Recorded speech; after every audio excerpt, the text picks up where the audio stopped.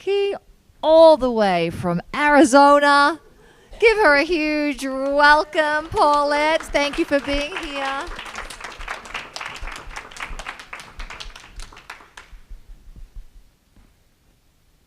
Thanks for having me. Yeah. The last few years of my life have been caught up with care for my mother and my father. They're 90 and 91.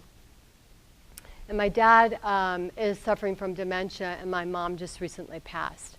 So I have been hyper-focused and overwhelmed and totally stressed managing their care, making sure that they're okay.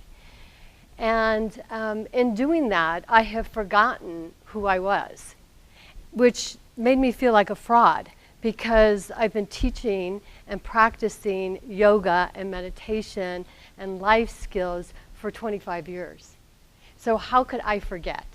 And in that forgetfulness, I just contracted and forgot that grace surrounded me all of the time.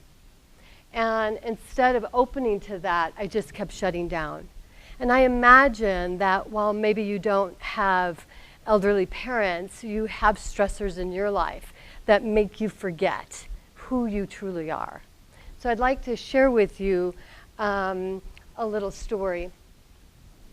On May 30th of this year, my mom passed. And you think you're ready for that, but you're not. So she knew that I had certain rituals. But before that, let me back up a little bit.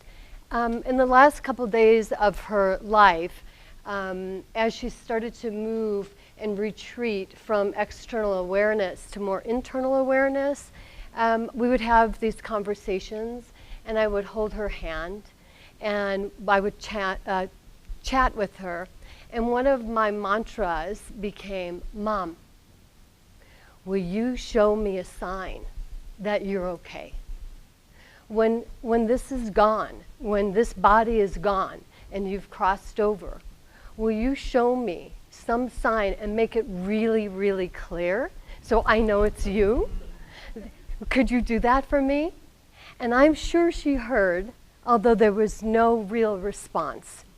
So she knew I had this ritual, and this ritual is that I have this lovely porch that's front porch, surrounded with a wrought iron fence. And at night, I go out and I sit there and I stargaze. I'm out in the middle of nowhere. And so it was a few weeks after she passed, and I'm sitting there and just gazing out up at the stars, and I could feel something, sense something.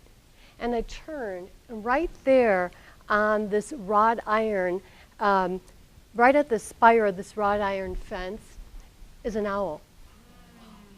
A teeny little owl. In all the years that I've lived in that house, I've never seen an owl.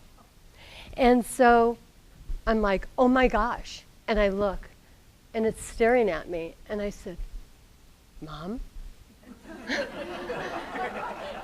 Is that you?" And the head of the owl just kind of tilted. And I'm like, "Mom, really? Is this you? Are you telling me you're okay?" And the owl went like that. And my heart just like clenched, and I could hardly breathe. And I'm just staring at the owl. And then I could feel all of a sudden that everything that I had been contracted, grace started to just flow right through me. And then one last little look, and it just flew away. And what it showed me was this remembrance that there is something greater, and that I contracted from grace. That doesn't mean to say that life is always going to be this great hurrah, that we're never going to have obstacles. We will have obstacles, because that is life itself. But when we are open to the flow of the divine within us, we will then know how to manage when the stressors come. We don't have to shut down. And I imagine that you feel that way as well. And so what I'd like to offer those of you in the audience that because of that, I have developed a few strategies that I have remembered through my years of practice, how to get myself from this contracted state to a more open flow. And I'd like to offer that to you. So for those of you here in the audience, I'll be at the door and I can meet you on the way out and grab a hold of your emails for a free session, 15 minutes just to get to know each other, and I can give you immediate tools to walk away with today or when we have the call.